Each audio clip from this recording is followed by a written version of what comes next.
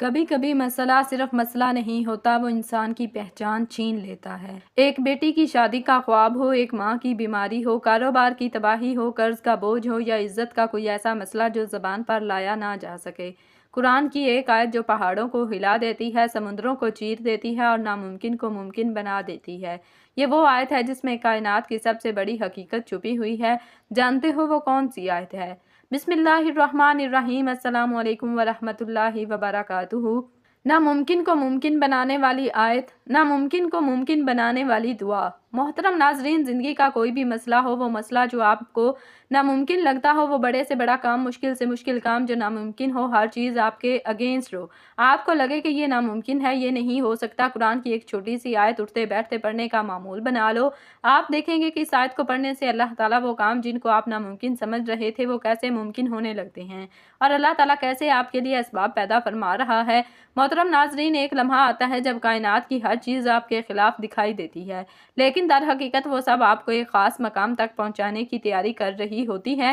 آپ کے آنسو، آپ کی راتوں کی نیند، آپ کی بے بسی سب اللہ کے ہاں محفوظ ہو رہی ہوتی ہے۔ اور پھر اچانک وہ لمحہ آتا ہے جب اللہ کن کہتا ہے اور وہ ناممکن جو آپ کے دل کو گھائل کر رہا تھا آپ کی آنکھوں کے سامنے آسان ہو جاتا ہے۔ ایسے وقت میں لوگ حیران ہو جاتے ہیں کہ آپ کیسے بچ گئے، کیسے کامیاب ہو گئے، کیسے پلٹ آئے۔ محترم ناظرین، جب انسان ہر دروازہ کھٹکھٹا چکا ہو، جب ہر کوشش ناکام ہو چکی ہو، جب ساری تدبیریں تھک چکی ہوں اور جب دل کہنے لگے کہ بس آپ کچھ نہیں، تو یہی وہ مقام ہوتا ہے جہاں آپ تو انسان ہمیشہ کے لیے گر جاتا ہے یا پھر ایک نئی ابتدا اس کا مقدر میں لکھی جاتی ہے۔ ایسے لمحات میں انسان خود کو الزام دیتا ہے، قسمت کو کوستا ہے اور پھر مایوسی کے اندھیرے میں گم ہو جاتا ہے۔ آپ نے محنت کی، سجدے کیے، دعائیں کی، مگر سب بے اثر لگنے لگا۔ آپ نے تعلقات بچانے کی کوشش کی، کاروبار سنوارنے کے خواب دیکھے، زندگی کو سمیٹنے کی جنگ لڑی، لیکن نتیجہ صفر رہا۔ یہاں تک کہ لوگ طنزیہ ہنسی میں آپ کی ناکامی پر خوشی منانے لگے۔ وہ جو کبھی پیٹھ تھپتھپاتے تھے آج منہ موڑ چکے ہیں، اور پھر دل کہتا ہے شاید یہ خواب میرے لیے نہیں تھا، شاید اللہ نے میرے لیے کچھ نہیں رکھا۔ لیکن سوال یہ ہے کہ کیا واقعی ایسا ہے کہ اللہ خاموش ہے یا آپ کی آزمائش مکمل ہونے کو ہے؟ بس اس نقطہ پر پہنچ کر کچھ لوگ ہمیشہ کے لیے بکھر جاتے ہیں اور کچھ ایک ایسی روشنی دیکھ لیتے ہیں جو دنیا کے سارے اندھیروں کو ختم کر دیتی ہے۔ محترم ناظرین، کچھ امتحانات صرف تکلیف نہیں دیتے بلکہ آپ کے اندر کے انسان کو بے نقاب کر دیتے ہیں۔ ایسے حالات جب ہر لمحہ کسی کربلا سے کم نہیں ہوتا، آپ چیخنا چاہتے ہیں مگر زبان ساتھ نہیں دیتی، رونا چاہتے ہیں مگر آنکھیں خشک ہو چکی ہیں، آپ دل میں ہزار سوال لیے روز رات کو آسمان کی طرف دیکھتے ہیں اور بس اتنا کہتے ہیں، اے میرے رب، میں نے کسی غلطی کی اتنی بڑی سزا پائی۔ جو جواب صرف خاموشی ملتی ہے، یہ وہ گھڑیاں ہوتی ہیں جب انسان کے صبر کی حد آزمائش ہوتی ہے، جب آپ پر دنیا کی نظریں نہیں بلکہ آسمان والے کی نگاہ ہوتی ہے۔ آپ کو پرکھا جاتا ہے کہ کیا آپ واقعی اس قابل ہیں کہ آپ کو وہ عطا ہو جس کی تمنا ہو، جو کام آپ کے لیے ناممکن بنا دیا گیا۔ جو رکاوٹیں انسانی بس سے باہر محسوس ہو رہی ہیں، وہ دراصل آپ کے یقین کی آخری کسوٹی ہے، اور یہاں صرف وہی لوگ جیتتے ہیں جنہوں نے اللہ پر بھروسہ کرنا سیکھ لیا ہو۔ مگر اس یقین تک پہنچنے کے لیے ایک راہ ہے، ایک راز ہے جو قرآن کے ایک چھوٹے سے جملے میں چھپا ہے، جسے آپ روز پڑھتے ہیں لیکن اس کی طاقت سے ناواقف ہوتے ہیں۔ محترم ناظرین، ذرا تصور کریں آپ دریا پار کرنے نکلے ہوں اور کشتی درمیان میں ڈوبنے لگے۔ آپ تیرنا بھی نہیں جانتے اور نہ ہی کہیں ساحل دکھائی دیتا ہے، ایسا لگتا ہے جیسے قسمت نے آپ سے منہ موڑ لیا ہے۔ ایک ایک خواب ڈوب رہا ہے، ایک ایک دعا رد ہو رہی ہے، اور بس خالی نظروں سے ان لمحوں کو دیکھ رہے ہیں۔ یہ وہ لمحہ ہوتا ہے جہاں انسان کو یا تو اپنے ماضی پر پچھتاوا ہوتا ہے یا اپنے حال سے نفرت۔ کچھ لوگ خود سے ناراض ہو جاتے ہیں، کچھ رب سے، اور سب سے زیادہ خطرناک کیفیت وہ ہوتی ہے جب انسان کسی بھی روشنی پر یقین کھو بیٹھے۔ لیکن کیا قسمت واقعی منہ موڑ سکتی ہے؟ یا وہ اللہ کی جانب سے ایک چپ آزمائش ہوتی ہے تاکہ انسان جھک جائے، روئے، گڑ گڑائے اور رب کو اس کی اصل طاقت کے ساتھ پکارے؟ کیونکہ اللہ اکثر اس وقت مدد بھیجتا ہے جب آپ تھک کر مکمل بے بس ہو جاتے ہیں، جب آپ اپنی کوششوں کو ترک کر کے صرف اس پر بھروسہ کرتے ہیں۔ محترم ناظرین، ایسے نازک لمحات میں انسان کو ایک ایسا سہارا چاہیے ہوتا ہے جو لفظوں سے بلند، وعدوں سے سچا اور دعاؤں سے قریب تر ہو۔ ایک ایسی کنجی جو ہر بند دروازے کا قفل کھول دے۔ اور حیرت انگیز بات یہ ہے کہ وہ کنجی بعض اوقات کسی بڑی قربانی یا مشکل عمل میں نہیں ہوتی، بلکہ ایک چھوٹے سے کلمے، ایک مختصر سی آیت یا ایک مسلسل عمل میں ہوتی ہے۔ وہ عمل جو دل سے کیا جائے یقین کے ساتھ، تو وہی عمل جو بظاہر چھوٹا ہو اللہ کی بارگاہ میں پہاڑوں جتنا وزنی ہو جاتا ہے۔ یہی وہ لمحہ ہوتا ہے جب انسان سمجھتا ہے کہ اللہ رب العزت نے قرآن میں جو جو فرمایا ہے مجھے پکارو میں قبول کروں گا، وہ محض الفاظ نہیں ایک اٹل وعدہ ہے، لیکن دل یہی سوال کرتا ہے کہ پکارنے کا صحیح طریقہ کیا ہے، وہ کیا چیز ہے جو واقعی اللہ کی توجہ کو فوراً میری طرف کھینچ لے۔ کبھی کسی نے آپ کو یہ راز بتایا ہے کہ ایک ایسی آیت بھی ہے جو اگر آپ کا معمول بن جائے تو وہ آپ کی تقدیر بدل سکتی ہے، ایک ایسی آیت جو آپ اٹھتے بیٹھتے چلتے پھرتے مشکل کے لمحوں میں یا سجدے میں پڑھی جائے تو اس کا اثر صرف دعا کی قبولیت نہیں ہوتا بلکہ وہ آیت آسمانوں کو بھی ہلا دیتی ہے۔ اللہ تعالیٰ فرشتوں کو حکم دیتا ہے کہ میرے بندے کی مدد کرو، آپ کے لیے اسباب ایسے پیدا ہونے لگتے ہیں جو آپ کے گمان میں بھی نہیں ہوتے، وہ لوگ جن سے آپ نے کبھی امید نہیں رکھی ہوتی آپ کی مدد کے لیے کھڑے ہو جاتے ہیں، وہ دروازے کھلتے ہیں جو برسوں سے بند تھے، اور وہ چیزیں جو آپ نے کھو دی تھی کسی معجزے کی صورت میں آپ کے قدموں میں واپس آ جاتی ہیں۔ لیکن افسوس کہ ہمیں یہ یقین ہی نہیں کہ قرآن کے الفاظ میں اتنی طاقت ہے، کیونکہ ہم نے اس کو معمولات زندگی سے نکال کر محض رسم بنا دیا ہے۔ محترم ناظرین، اب آپ کے دل میں سوال ضرور اٹھ رہا ہوگا وہ آیت کون سی ہے، جو چھوٹا سا عمل کیا ہے، لیکن رکیے ذرا، رک کر ایک لمحہ اپنے دل سے سوال کریں، کیا میں واقعی اس پر یقین رکھنے کو تیار ہوں؟ کیا میں اپنے روزمرہ کے کاموں، اپنی بے چینی، اپنی مسلسل کوششوں اور دعاؤں کی ناکامی کے بعد اس حقیقت کو قبول کرنے کو تیار ہوں؟ ایک چھوٹا سا قرآنی عمل میرے حالات بدل سکتا ہے، کیونکہ جب آپ کی سوچ، نیت اور یقین مکمل طور پر تیار ہو جائے گا تب ہی وہ آیت آپ کی زندگی کا حصہ بنے گی، اور اس کا اثر ایسا ہوگا کہ آپ برسوں بعد پلٹ کر کہیں گے کہ کاش میں نے یہ عمل پہلے شروع کیا ہوتا۔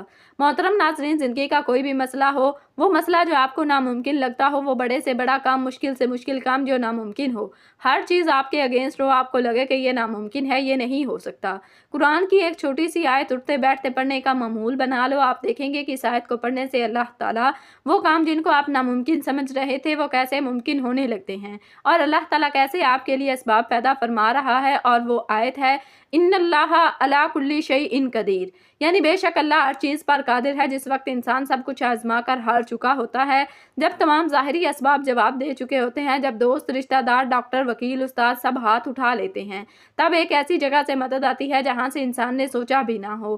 یہی وہ مقام ہے جہاں اللہ رب العزت اپنی قدرت کا جلوہ دکھاتا ہے۔ ان اللہ علی کل شیء قدیر ایک ایسا کلمہ ہے جو نہ صرف زبان سے ادا ہوتا ہے بلکہ جب دل یقین کے ساتھ نکلتا ہے تو اس کے اثرات زمین و آسمان میں محسوس کیے جاتے ہیں۔ حضرت ابراہیم علیہ السلام کو جلایا گیا، آگ دہکائی گئی، لکڑیاں جمع کی گئیں، دشمنوں کے چہرے مسرت سے دمکنے لگے، لیکن رب کا ایک اشارہ اور آگ گلزار بن گئی۔ کیوں؟ کیونکہ اللہ ہر چیز پر یہ آیت دراصل وہ دروازہ ہے جس سے یقین کی روشنی اندر داخل ہوتی ہے اور مایوسی کے اندھیرے چھٹ جاتے ہیں۔ حضرت علی رضی اللہ تعالیٰ عنہ فرماتے ہیں کہ جب بندہ یہ جان لے کہ اللہ ہر چیز پر قادر ہے تب وہ ہر غم، ہر پریشانی، ہر شکست کو برداشت کرنا سیکھ جاتا ہے، کیونکہ اسے یقین ہوتا ہے کہ میرا رب اسے بہتر بدلے سے نوازے گا۔ یہ آیت مومن کے دل کو سکون دیتی ہے، اسے ہار ماننے سے روکتی ہے اور اسے رب کی قدرت کا قائل بناتی ہے۔ ایک شخص رسول اللہ صلی اللہ علیہ وسلم کی خدمت میں حاضر ہوا اور کہا، یا رسول اللہ، میرا معاملہ حل نہیں ہو رہا، کوئی چیز میری مدد نہیں کر رہی۔ نبی کریم صلی اللہ علیہ وسلم نے فرمایا، کیا تم نے رب کی قدرت پر یقین چھوڑ دیا ہے؟ وہ کہنے لگا، نہیں، ہرگز نہیں۔ آپ صلی اللہ علیہ وسلم نے فرمایا، پھر کہو ان اللہ علی کل شیء قدیر، اور اس پر یقین رکھو۔ بزرگان دین کی زندگیوں میں ان اللہ علی کل شیء قدیر ایک ایسا جملہ تھا جو ہر لمحہ ان کی زبان اور دل پر جاری و ساری رہتا۔ حضرت شیخ عبد القادر جیلانی رحمۃ اللہ علیہ فرماتے ہیں، جب میری زندگی کے سب در بند ہو گئے تھے، نہ علم میں برکت تھی، نہ ذکر میں لذت، نہ عبادت میں روح، میں ایک ہی جملہ کو اپنا وظیفہ بنایا، ان اللہ علی کل شیء قدیر۔ میں اسے چلتے پھرتے، اٹھتے بیٹھتے، حتیٰ کہ سونے سے پہلے اور جاگنے کے بعد پڑھتا رہا۔ چند دنوں بعد وہ فیض، وہ برکت، وہ کشف میرے دل پر اترا کہ میں سجدے میں گر گیا۔ یہ آیت صرف لفظ نہیں، یہ اللہ کی طاقت کا آئینہ ہے۔ حضرت عمر بن خطاب رضی اللہ تعالیٰ عنہ فرماتے ہیں، ہم جب کسی مہم پر جاتے اور ہماری تعداد کم ہوتی، ہم ہار یقینی نظر آتی، تب ہم اپنے لشکر کو یہ آیت پڑھنے کا حکم دیتے، ان اللہ علی کل شیء قدیر۔ جب یہ آیت ہم سب کے دلوں سے نکل کر آسمانوں کی طرف جاتی تو ہمیں یقین ہوتا کہ اللہ کا لشکر ہماری پشت پر ہے۔